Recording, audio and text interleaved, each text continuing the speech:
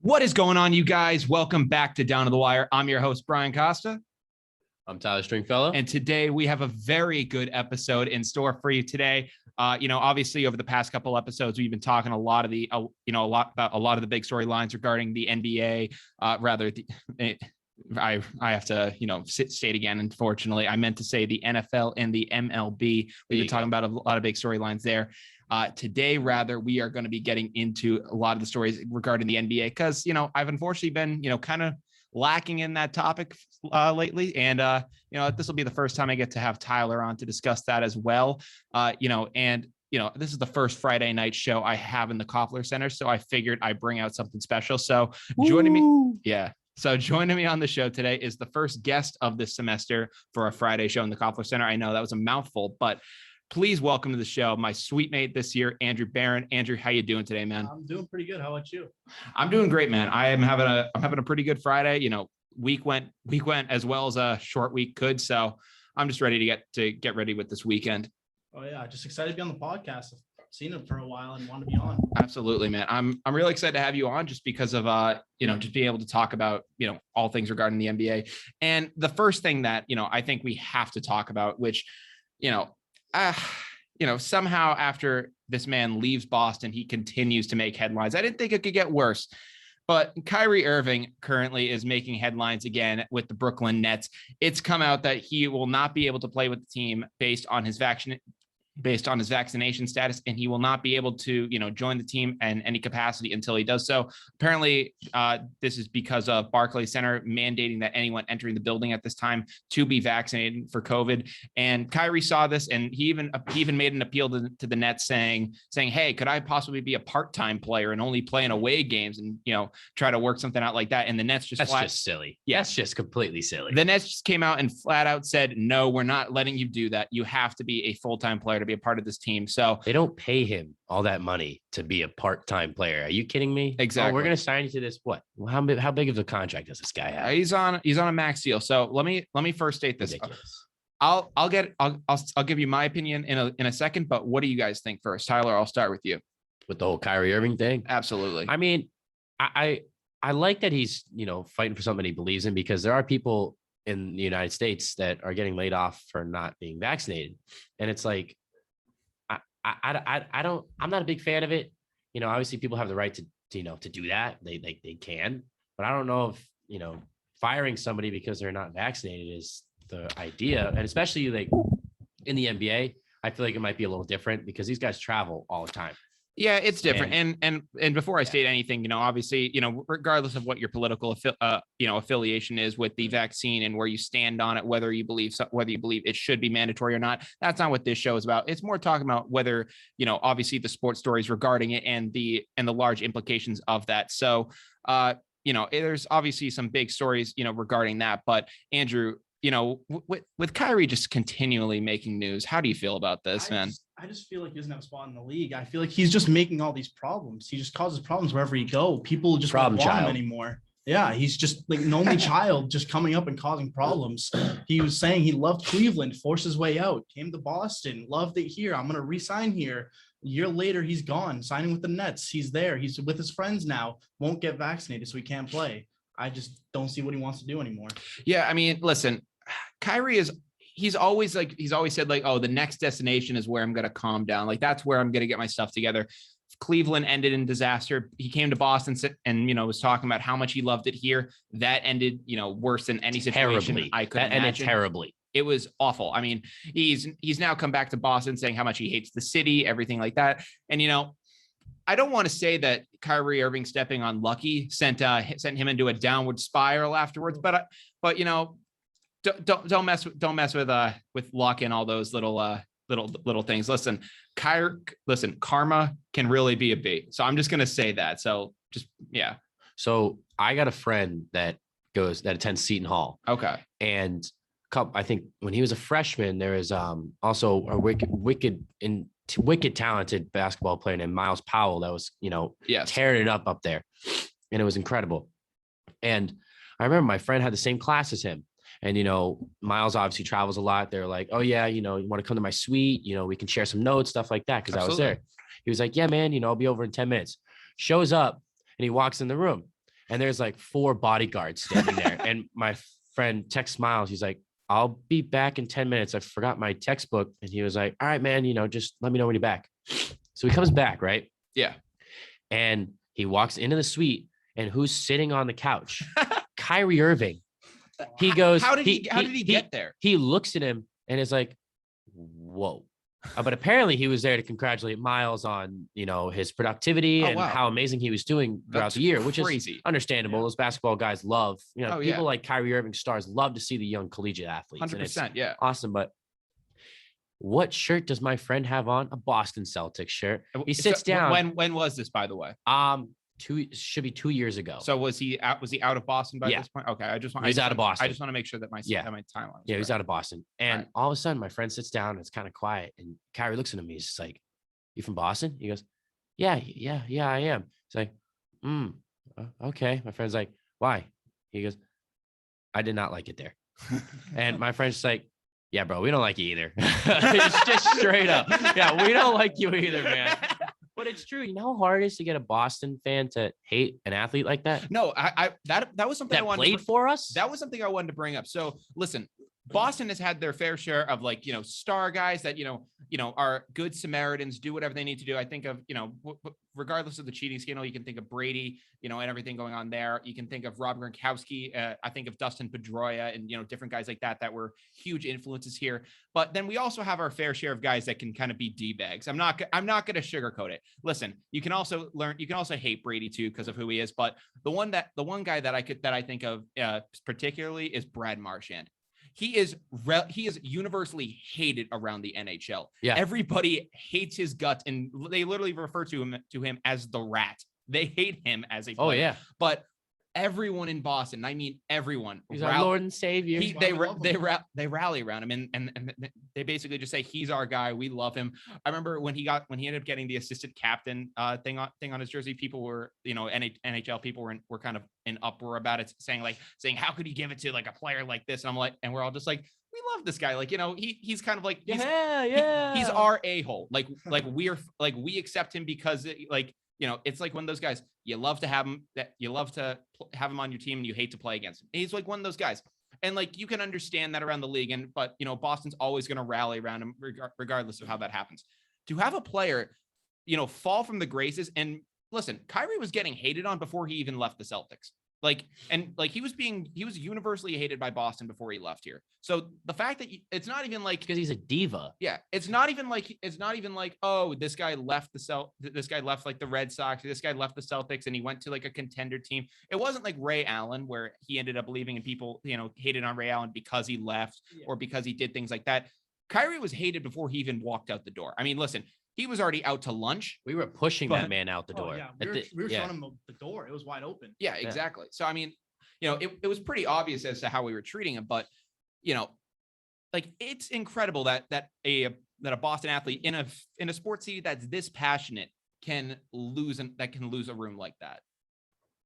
Yeah, I feel like it's really weird because I know a lot of Boston fans. We just love those random guys. We talk all these people up like Al. We all love Al. He might not be the greatest player of all time, but we love him. We know his presence. We know what he does. Exactly. We love those people like Daniel Tice, like Jackie Bradley Jr. People loved, who necessarily aren't the greatest players, but we still love them. Oh yeah, no, like we could take a guy like Will Middlebrooks, and listen, I love Will Middlebrooks has done post-retirement, but obviously he didn't have wasn't like a star-studded like third baseman during his time in the big leagues, but you bring him back up big when we needed him. No, exactly. But you bring that guy back to Boston. He was throwing out the first pitch as a representative for the 2013 World Series the other day. Yeah. Like Boston rallies around guys, whether they're good or not, and also whether they're like a-holes or whether they're saints. It really doesn't matter. Like you play for us, we're going to cheer for you. That's basically what exactly it comes down to. And the fact that, Kyrie Irving couldn't even get that out of Boston just shows how much, of a, loser he is. No one likes him. No, really. I mean, what's there to like? No, there really is nothing to like. He plays selfish basketball. I think you can't win with him. And let alone now that the Brooklyn Nets are out one of their biggest stars. You got Kevin Durant and James Harden still there, but yeah, Kyrie Irving's a big part of that team. And absolutely, that's a huge loss to this Brooklyn team. And you got to feel for like Kevin Durant because he came there because Kyrie Irving wanted to go there too. Yeah. They're like, oh, let's go play together. And then James Harden just fell into their lap. But you feel bad because Kevin Durant signed there absolutely to play with Kyrie Irving. Yeah, and now he just all of a sudden just doesn't want to play, basically. 100%. Andrew, you brought up a good point to me earlier today. You were talking about Kyrie, was able to, kind of recruit, Durant to go to Brooklyn, and then also got Harden interested, and now he's tearing it down. You brought up a good point with that earlier today. Yeah, I just don't see what he wants to do anymore. He just comes to these places, loves bringing people in, and then just wants to leave right after. If he can't make something work within a year, he just thinks it's time to leave. You can't just be a quitter. You have to be a player. Listen, he tears it down from the inside. Yeah, exactly. And when he ended up leaving Boston, I think that Boston has been able to recover, and they've been able to, be a better team because of it now. But when Kyrie left, it really, it really changed the dynamic of things going on here. Before, Kyrie got here, Tatum and Brown still, I obviously can't read their minds, but from what we were getting through the press, it seemed like, they were still kind of acting as, as kind of young guns, still trying to learn the ways and, be them and be themselves and, even just learn from anyone who would give them the opportunity. But then it came down to it. And, once Kyrie and them left, once Kyrie left, rather, they ended up getting all cavalier, and it, took a while for them to understand, okay, we can't just be in this, we can't just be in this headspace all the time. We do have to kind of come back down to earth and play. Yeah, no, it's been a very long road for these guys. I don't know how things are going to turn out. And I mean, listen, Kyrie can just suck it. I mean, I hate that guy. No, it's insane. He's become, one of the more universally hated figures now. Public enemy number one in Boston. No, 100%. You can't. Public enemy number one in front of LeBron James. Oh. Boston fans hate LeBron. Oh, I hate LeBron with a passion. But Boston fans hate LeBron because of what he's done. On the court, they hate him because of what he's done. LeBron, I will say this. Whether you like the personality of him off the court, he hasn't gotten in any, legal troubles, hasn't been, involved in anything, seems to have a good family behind him. So, everything seems to be there. So whether you respect the way he's raising that family or doing anything like that, he has his affairs in order, and he is and he's very well-rounded. We just hate him because he keeps beating us. Exactly. And it's he makes it look so easy. And we're like, dude, give us a break. Yeah. It's come on. But you do make a good point. I love the LeBron James off the court. Yeah, he's a great person to look up to, and he's just a great guy, great father, great everything, but not a great teammate. Exactly. Well, yeah. No, he walks off the court. I will say that. So listen, when there are guys, there's the LeBrons that you hate because they keep beating you, and like the Brad Marchand, you hate him. You hate to you love him when he's on your team, but you hate him when he's off or when he's not on your team.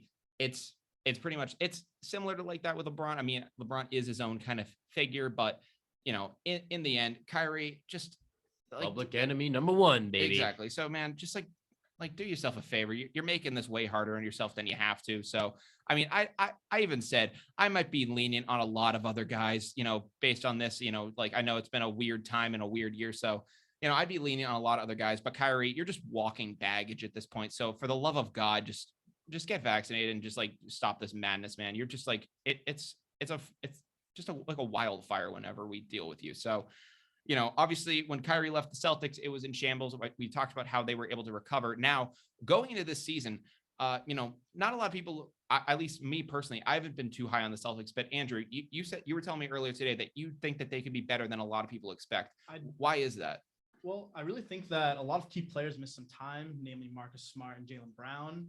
And I think Ime Udoka coming in and actually making a solidified starting five rather than playing this more like baseball and having matchup dependent, I think that'll definitely help a lot. I think a lot more newer role players also, namely Nesmith and Pritchard, have been looking great in the summer league and preseason. I think they're going to have a lot bigger role. And I think having Al Horford coming back, a better leader and more of a defensive presence coming back, and maybe even mentor Rob Williams.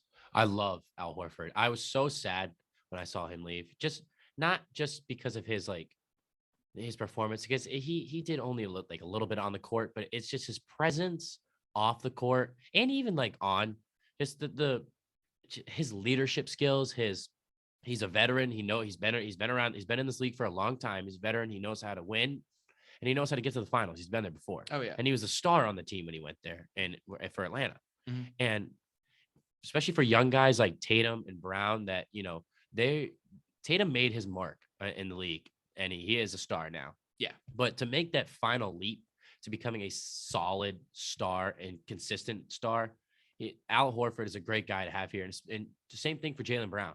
It's just a great presence, especially in the locker room.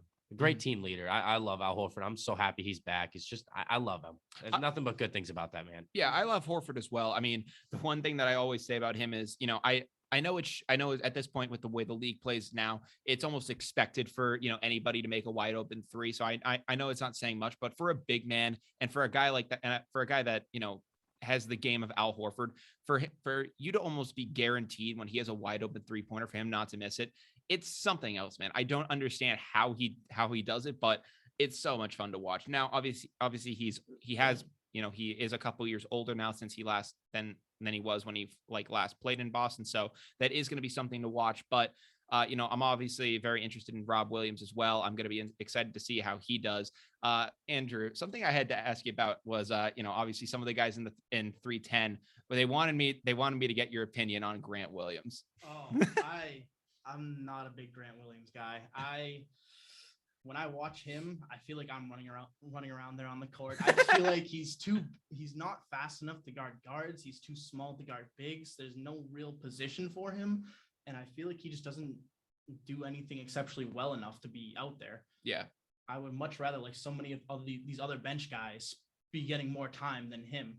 Yeah, Grant Williams as a player just reminds me of that NPC in 2K when they don't have enough, when they don't get players' rights to fill out a roster, they put on some random just computer generated guy. That's what Grant Williams reminds me of. He just exists on the Celtics. He doesn't provide anything too valuable, but he also, I don't think that he's too much of a detriment, but he just exists on the court. He doesn't do anything for us. My main problem with him was that he was getting too much playing time. I felt like the player he didn't really deserve all those minutes that he was getting, and that was one of my knocks that I had on Brad. I'm with you. Yeah. Well, you just said that he doesn't get enough. You just said he gets too many minutes, right? I felt like guy's 23 years old. He needs those minutes to gain experience, to know to go up against these guys that he's going to be guarding. You just said he doesn't really have a position. That's the guy's 6'6". Yeah. He's going to be able to guard people, and he seems big enough. So he's got to find his role. And how are you going to do that? Experience, minutes. He needs to play.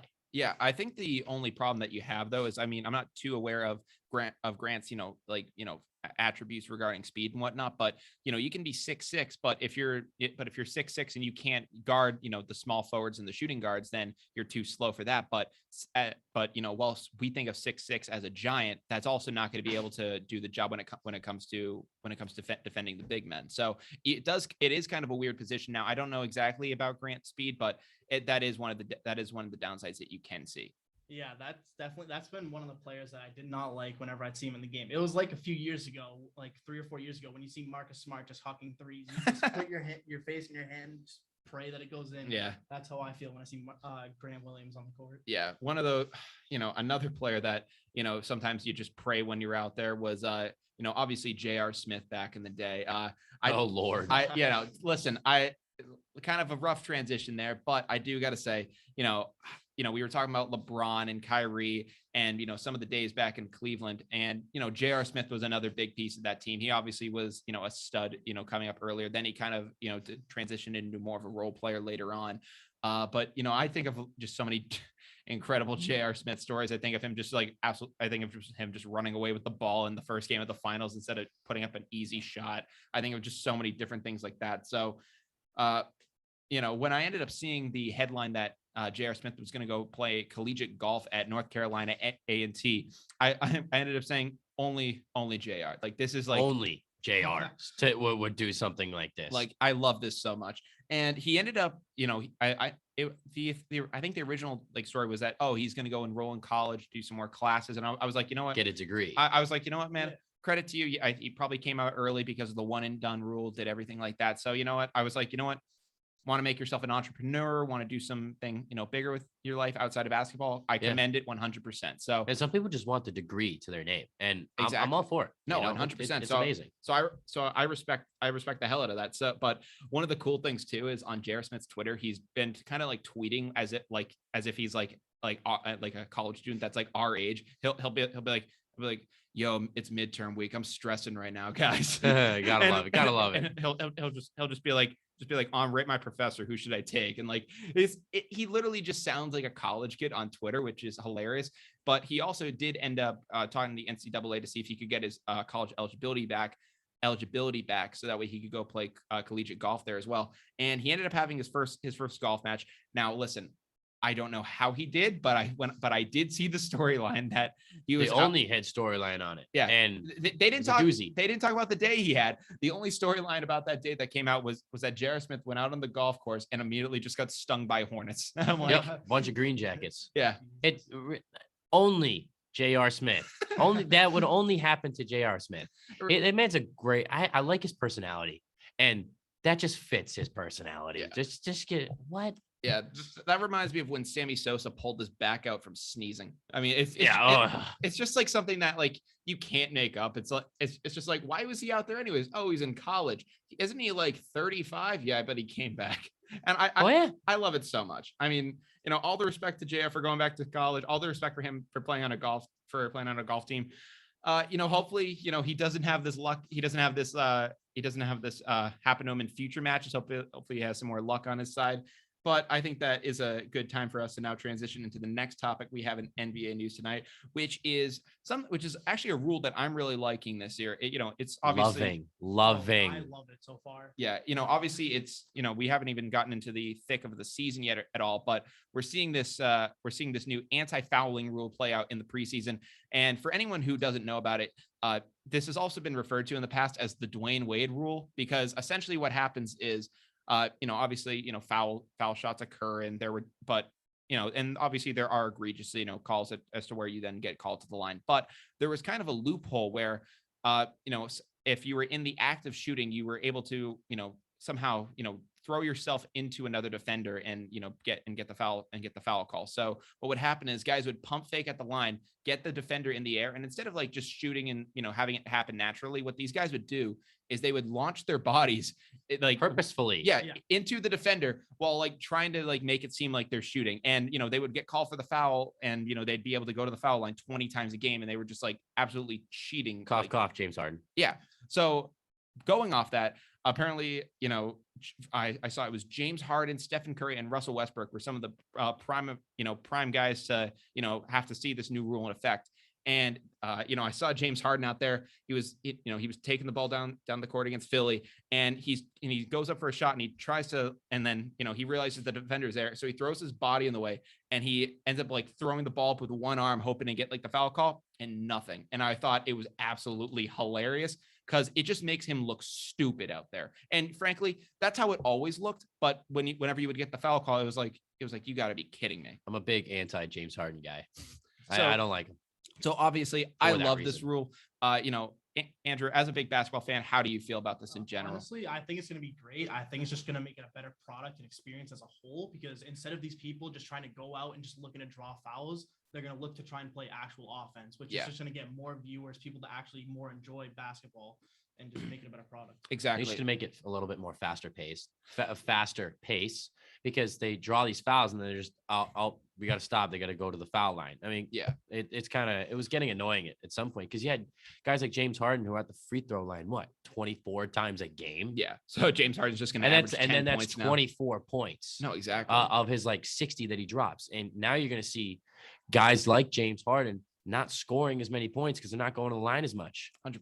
It's going to be a big game changer, whether people know it or not. I'm just wondering what's going to happen to his stat lines this year, because we saw he was making like upwards of like 10 free throws a game last year. I wonder what's going to happen. Yeah, I'm interested too. Now, I think, like later on down the line, with this rule being enforced, I think it's eventually going to lead players to, have to, work this out of their game, and they're not going to, be able to rely on this anymore, knowing it's not going to be called. But I think for this first season, you're going to see some guys, trying to go to that method and just looking absolutely foolish out there. There's going to be a lot of Shaq and a fool moments out there, just with these guys looking absolutely ridiculous. Guys are going to go for backward shots and the clock is going to still be ticking. I love it. And I mean, and then they're going to flop and be like, whoa, where's the call? Are you kidding me? Exactly. Blah, blah, blah. I ended up seeing, I believe it was Harden. He was talking with the ref and he was going, how the heck is that not a call? And like the ref is just like, you can't do that anymore. Sorry, the game's up. You can't do it. Yeah, and I love it so much. But cry me a river, James Harden. Exactly. Cry me a river. Now going into a player who refuses to shoot, Ben Simmons, everyone. I can't tell you enough how much I freaking hate Ben Simmons on the court. I'll let you guys talk about your opinion of Ben Simmons first, though. I'm just kind of wondering first of all, if we're going to see him or not play this season. And if he does play, whether we're going to see him back to his like elite defender and a facilitator who's not afraid to put his head down and run to the basket, or whether he's going to be a little diva and pass up every opportunity he has. Oh, I think it's 100% going to be more on that side, on that side of the fence. Listen, he doesn't want to play. Yeah. He doesn't want to play. If he ends up stepping on the court, he's not going to try. He's going to make it look like he's trying, and he's just going to like pass the ball and miss easy shots. And I think we saw it twice last year. Yeah. Something like that. He missed a wide open shot, and everyone was like, Ben Simmons, what are you doing? And it just like showed. Does he even care? Does he even want to be? In my opinion, Ben Simmons has never tried. And I'll tell you why. Listen, Ben Simmons, I will give, like, when he was at LSU and he was doing his thing there, one of the big storylines I remember was that Ben Simmons would, I forget what the lowest eligibility you have to have for a GPA to be on a team was, but Ben Simmons had that thing like down to a T. He had the 1.4, was doing the absolute bare minimum. He was taking like Swahili classes, which is what the University of Alabama. Yeah. So that's basically just showing up to class at that point. Exactly. That's all he did. He was doing the absolute bare minimum. Listen, you don't have to be like this. You don't have to be like the smartest kid in the room, but like 1.4, like it's almost like you're like purposely, you're trying to get that 1.4. You're just failing all your classes at that point. Yeah. As an athlete, you know how hard it is to get under like 2.0? Yeah. It's extremely hard. Yeah. So I forget what the LSU thing was, but I think it was around like 1.9 was like the GPA minimum, which is insane. But one of the big storylines was, Ben Simmons kept that as long as he could. And then as soon as the season was over for LSU, he did not go to a single class again. Every day he would wake up and he would go and he would practice in the gym. And I was like, you know what? For what the one and done rule is, it seems like he's working on his craft. It seems like he's doing his thing. Then he comes to the NBA, and how many years in the league is this guy at this point? Like 5? What was he? He drafted with Jaylen Brown. Yeah, I believe. Yeah, because Tatum was with Fultz. So what? 5. Yeah. So it's this 5th year in the league. And listen, Andre Drummond learned how to shoot a 3-pointer. Andre Drummond couldn't shoot a free throw for his life, and the Pistons were scared to play him because they thought that it was going to end the game, and the other team was going to go foul happy on him. He learned to shoot, and listen. Is he Steph Curry out there? No, but he learned it enough to not be a liability. Ben Simmons, I don't know what it is. I don't know if he thinks he doesn't have to do it because he's that good of a player, or if he just simply, refuses to do it. But it's a mix of both. No, I don't get it at this point, dude. I'm not saying listen, I'm never going to be able to have an NBA, like a quality NBA shot. I will 100% tell you that I could never get out on the court and do what Ben Simmons does, mainly because I'm 5'9" and I'm not, a foot taller. So sad. But that's the case. So listen, if Ben Simmons would actually, put in the work and actually, work on getting a jump shot, maybe you could have some sympathy about him, trying to get his money and do his due. But the story came out that, obviously Ben Simmons, was saying originally that he wasn't going to return to the Philadelphia 76ers, and that he was, trying to explore trade options. Now now there are apparently talks to, get Ben Simmons and the Sixers back together. I don't know if they're actually even going to play games, but I think it's just to get him back in the building to talk to him, because I guess it's gotten that bad with them. Yeah. Real quick, you brought up a good point in saying it doesn't look like he cares and stuff like that.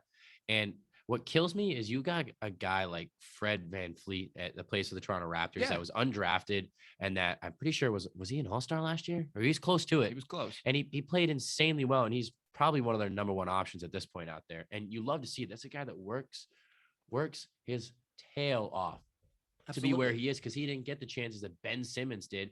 And now you got a guy like Ben Simmons that's extremely talented. He's huge, and he's just extremely gifted, and he just doesn't care. Yeah. He could easily have a shot and work on it, and he just doesn't. Yeah. Because I straight up don't think he wants to. Yeah. Because he knows, he's like, oh, you know what? I'm good enough to not do it. It's almost plain refusal at this point. Exactly. And it's so sad to see, because you got guys like Fred VanVleet that work their tail off to be where they're at. And then you got guys like Ben Simmons and it doesn't care. Yeah. I mean, come on, bro. Yeah. What are you doing? It's just so confusing at this point because no one's asking him to go out there and shoot like Stephen Curry. No, they're just asking him to go out there and be able to make shots so people will play defense on you instead of just sitting in the paint and just watching you stand there and do nothing. Exactly. Even Giannis is developing a jumper. Exactly. Again, like you said, you don't have to be Curry, but don't go out there like. You guys have seen the clips by now when Ben Simmons is going up the court and all the defenders just flood the paint. I'm like, it's embarrassing how bad it is. Yeah. Why do you think guys like Giannis are developing a jump shot? Because I saw the other day in one of the preseason games, he started driving to the paint and he just straight up stopped and there was nobody near him. And he pulled up, sank a jumper. Yeah. I'm like, ooh, he's learning because he wants to and he knows that they're coming for him. And then you got guys like Ben Simmons. I don't need to do that. I'm fine. I'm athletic enough. I'm big enough. I'll figure it out. And I mean, I see all like these rumors of like, oh, the Celtics could maybe make a run at Ben Simmons. And that makes me sick. No. Yes, no. All against it. No way. Like it makes me sick. Listen, maybe the Celtics need a more pass centric guy. No. I'm not talking about Simmons. Maybe the Celtics need the Celtics don't necessarily need another shooter. They need a guy who can, move the ball around, do that. But who would have been a good person to have here? Lonzo Ball. I wouldn't have minded Lonzo. I think that he would have, regardless of the opinion that you have on his father, he's a great facilitator on the court. I think I like what Lonzo can do. And listen, is Ben Simmons good at, moving the ball around? He's fine at it, but I also want a guy that's willing to work on his craft and show improvement throughout each season. It's dedicated. Exactly. Ben Simmons does not show he's dedicated. You get guys like Lonzo Ball. Lonzo is extremely gifted. Yeah. And he knows it. That man works every day. That man completely changed his jump shot. Yeah. And now I mean, it was an ugly jump shot that he had to change. But he didn't have to change it. He could sink shots every once in a while, but now he can sink them consistently. Yeah. He's dedicated. He's smart, and he wants to improve. He wants to be a solid star in this game, and it's starting to show. Yeah. Because Chicago just traded for him, right? No, they traded for him. They signed him. They signed him. Either way. Yeah, I think they signed him. Yeah, but either way, he's proving everybody wrong because he put in the work and put in the hours to fix his game, and Ben Simmons just doesn't want it. No, he doesn't. And I mean, he's stuck in his own ways. Like, come on. No, he really is. I really have no sympathy for him, but none whatsoever. No, but another storyline that I ended up seeing about the whole situation breaking right before we did go on air, though, was that apparently Doc Rivers ended up going to Ben Simmons' agent's Rich Paul's house to discuss this whole situation with him, and was trying to talk with Rich Paul to get him back in the building.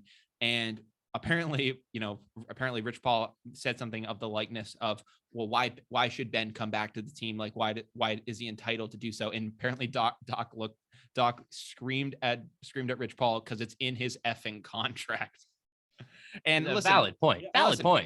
Listen, I know Doc Rivers, he can be mild mannered, but I know he also can raise his voice. But the fact that he did that in another man's home, I saw Shannon Sharp on Undisputed today trying to say like, oh, don't raise your voice in that man's house. But I'm like, listen, Ben Simmons has been a cancer, and they need to do something about it. That's his head coach. Yeah, you're supposed to listen to your head coach, whether you agree with him or not. Yeah, because coming from an athlete, sometimes my coach says some stuff that I don't agree with, but what am I supposed to say? Yeah, that's my head coach. These are my coaches. I have to listen to them, whether I like it or not. I can, give my, 2 cents, but at the end of the day, that's my head coach. And I don't know what is turned in the NBA these days where these guys don't listen to their head coaches anymore. Yeah. I hate it. That's your coach. You're supposed to listen to them. Yeah. What are you doing raising your voice at your coach and just saying no to your coach? Yeah. I don't get it. Who are coming in who know the sport of basketball a lot more than these young guys who are just coming in and just starting to get into the NBA. Oh yeah. They know a lot more. They're paid to be here to help you be the best player you can be. Yes. And these people are just blowing them off. It 100%. Just doesn't make sense. No, it's ridiculous. And I mean, for Philly's sake, they need to figure out what they want to do with a trade for Ben Simmons. But at this point, poor Joel Embiid, though. Yeah, no. Poor Joel Embiid. I mean, listen, I'm not going to be sympathetic for Philly in any way. I find the situation very comical on my end. But, oh yeah.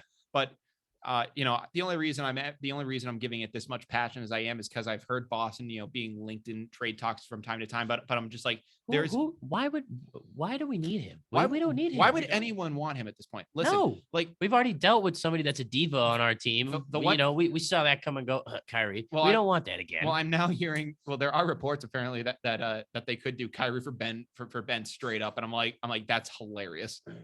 Yeah, let me just take the diva of one team and switch him to the other team because that makes total sense. At least one that solves the problem. Yeah. That solves the problem. Yeah, I mean, the one thing you could say though with Ben there, similar to like the passing thing. I mean, Brooklyn doesn't really need another shooter. I mean, not with James Harden and Kevin Durant. They already have Harden and Durant, so Brooklyn could be the perfect place for Ben Simmons, just based on the fact that like. They could literally say, hey man, we actually want you to continue doing what you're doing. We don't want to see any shots from you. Ooh, they have one of the reigning 3-point champions. Was it Joe Harris? Yes. Yeah, they don't need another. And then on top, James Harden and Kevin Durant. Exactly. They don't need him. No. They don't need a shooter anymore. They really don't. They're set. They got plenty of spacing now. No, they're set there. So they need a guy that's going to drive to the basket, because you can got Kevin Durant and James Harden out there, and the other team's gonna be guarding those guys and pressing up against them. Oh, yeah. And the lane's gonna be wide open. Yeah, toss the ball at Ben Simmons and you can charge in there. Man, the man's what, 6'10"? Yeah. And he'll overpower them. I hate to say it, but it's true. Yeah. Yeah, because no one's gonna sag off Kevin Durant or James Harden. Why would you want to give them an open three? I'd rather try and give Ben Simmons a chance at a 2 than them an open 3. Yeah, I mean, you saw it in Milwaukee this past year. I mean, they won the NBA championship. And I was telling my roommate that when they signed Drew Holiday, or traded for Drew Holiday, yeah. I was like, this is a game changer. He goes, why? It's Drew Holiday. I go, but he's a shooter. I go, and then you got Chris Middleton as well. Yeah. And those are 2 shooters. And what's going to be a little bit more open now? Giannis's lane is going to be a little bit wider. Yeah. Obviously, it's still closed because, everybody knows who Giannis is. Exactly. But it opened it up a little bit for Giannis to attack. Yeah. And what goes and happens? They win the NBA championship. Yeah. It shows that, you need solid shooters, and then you need that. You can have also that big man that drives to the basket. It makes you more than a one-trick pony. Exactly. Yeah. So that's actually all we have in NBA news for tonight. For the little bit of time that we do have left, though, I want to get your guys' thoughts on Game 1 of the ALCS between the Boston Red Sox and the Houston Astros. Great series going on tonight. I'm so excited for this. Obviously very nervous as well, but Red Sox got Chris Sale going on the mound tonight. Didn't do too well in his last start, but all around, how are you guys feeling about this series? I'm feeling like it's going to be a great series. These are 2 obviously very offensive heavy teams. Yeah. So I think we're going to have a very enjoyable series at the least, but I'm liking Boston's chances for the series. They're coming off hot. I think they could ride this wave. Yeah, I like Boston as well. I mean, especially one of the big things that I saw was that as of right now, it seems that Houston's, main guy, Lance McCullers, is currently out right now. So, great opportunity for Boston to strike here. Hopefully Sale can kind of get a bit more of a rebound game. From what I heard, it's going to be, Sale in Game 1, Eovaldi in Game 2, and pretty much any other pitcher on the Red Sox staff is available out of the bullpen for both of these games. Then I think once you get back to Fenway, you're going to see Erod, and then they may even throw Sale or someone else again. So it could be all up in the air. I like the Red Sox chances. I mean, I got a teammate that's from Texas. He was, talking some smack to me. He's like, Boston's going down, but I was like, he can go bang his trash can. Yeah. I was like, bro, Houston Astros, one of their starting pitchers is not on the roster. Yeah. It's, Lance McCullers. Yeah. Lance McCullers. Yep. Yeah. That's a big blow for them. Yeah, he's been great for them this year. Yeah, now he's not on the roster because he's got a sore arm. Mm-hmm. Boo-hoo, you're a pitcher. Deal with it. Yeah. But I think it gives them a slightly better chance to win this series. Oh, and I'm so excited because this team shows up in big moments, and Chris Sale does too. Yeah. And I think last series was a little bit of, obviously it was a big series because it's still playoffs. Yeah. But I think this one has a little bit more to it because it's the Houston Astros we're playing. And I think that Chris Sale is going to walk on that mound tonight and is going to be extremely pumped up and ready to go. And I think he's going to be on his game, but I guess we'll have to wait and see. Yeah. But I'm excited. It's going to be a great series, and I hate the Astros. I'm very excited as well. Obviously this is now basically the 3-year anniversary of the 2018 ALCS when we faced off against the Astros last time. That obviously ended in a great way for us. one of the things I'm hoping is that we can, do our due diligence down in Houston. We just need to split. That's similar to Tampa. If we can split the series, we have a shot. Because, a correction that I had to make was I ended up forgetting that it's the NBA where the playoff format for 7 games goes 2-2, 1-1-1. Whereas in the MLB, it goes you play two at you play 2 in one area. You play away, or rather for Boston, you play home for 3, and then you go back for the final 2. So if Boston can split that, we have a great advantage on our side. So we need to split this series.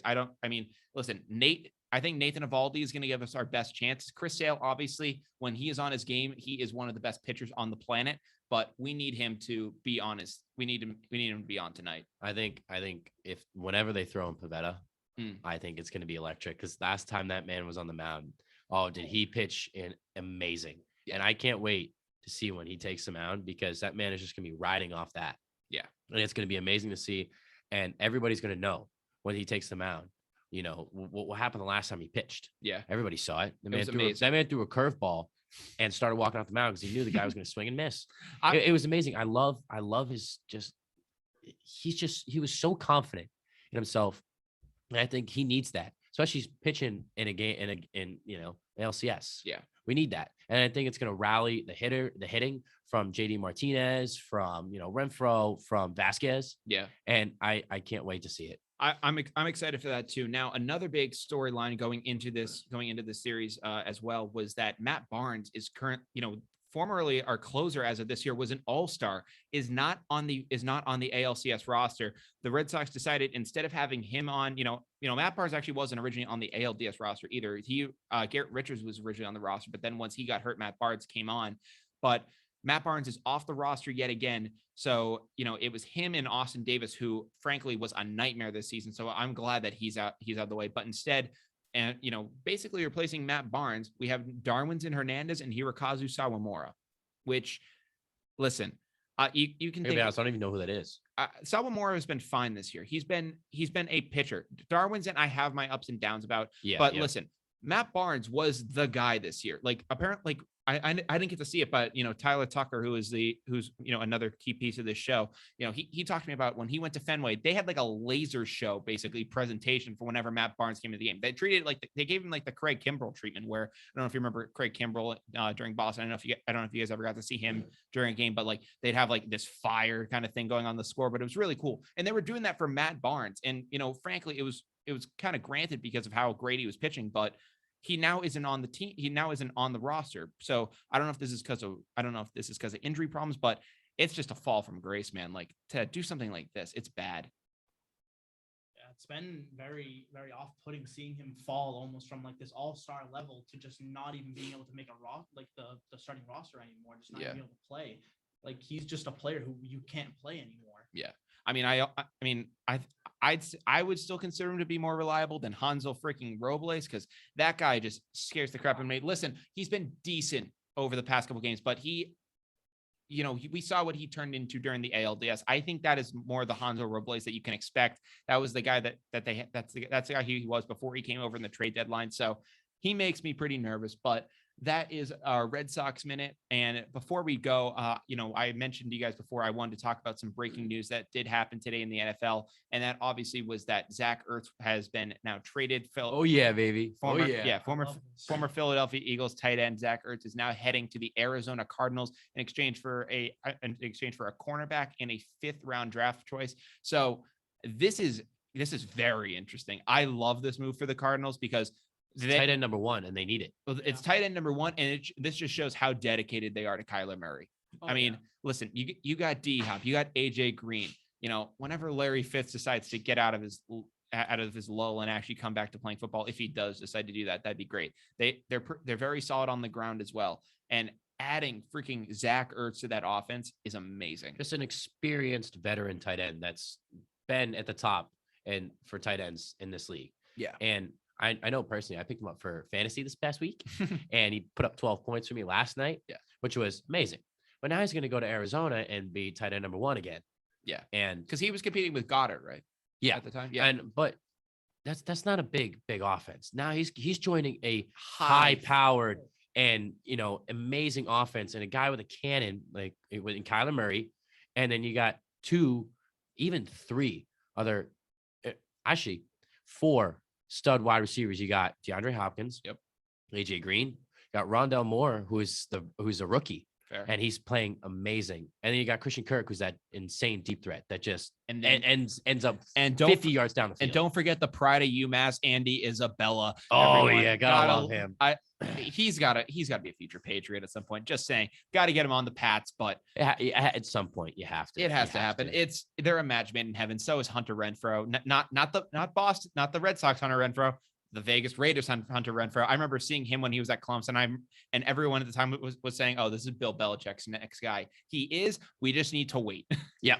So yep. I love Andy Isabella. Oh, I love him too. Disney ending right there. Disney ending. Absolutely, it'd be amazing for him to end up with the New England Patriots. But guys, it is now 7:58 p.m. here in the Koffler Center, and I think it is time to now say that we are now down to the wire, which means that we're going to wrap up everything we talked about this episode and kind of a quick run through, and we will send you guys on your way into this great weekend. Obviously, we welcomed Andrew Baran into the show. Andrew, thank you so much for coming on again, man. It was a blast to have you on. Yeah, it was a great time. Thanks for having me. Yeah, I would love to get you back on again when the NBA season really gets rolling.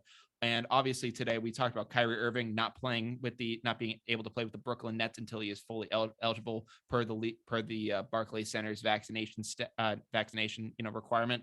We talked about our thoughts on the Celtics for the season, as well as J.R. Smith getting stung by wasps in his first collegiate golf tournament. Hilarious. A sentence I thought would never be said in the history of mankind. As well as the NBA's new fouling rule, or anti-foul hunting rule, which is, I am in love with this, as well as the 76ers in Ben Simmons drama. In MLB news, we talked about our thoughts on Red Sox versus Astros in the ALCS. I'm so excited for this series. And we wrapped up talking about Zach Ertz, the Arizona Cardinals. Thank you guys again for listening so much. And, if you guys are not following Down to the Wire at this point, what the heck are you guys doing? We're available everywhere you guys can find podcasts. We're available on Spotify, Apple Podcasts, Google Podcasts, YouTube. But the main hub you guys can reach us through is our Instagram. You can follow that at down.tothewire. Again, at down.tothewire. And, for anyone listening to this live on radio right now, you guys have been listening to WJMF 88.7 HD2 Smithville, Providence, or you've been tuned in at WJMFradio.com. What's going on, Tyler? Hey, just got one more thing. Shout out to the Bryant men and women's swim team getting their NEC championship rings tomorrow at halftime during the Bryant University football game. It's going to be electric. Can't wait, man. Absolutely. Andrew, you got anything you want to say before we sign off? No, I think that's good. All right. Well, anyways, from the Koffler Center, from Down to the Wire, I'm Brian Costa. I'm Tyler Stringfellow. And I'm Andrew Baran. And we'll see you guys next time. Take care. Have a great weekend.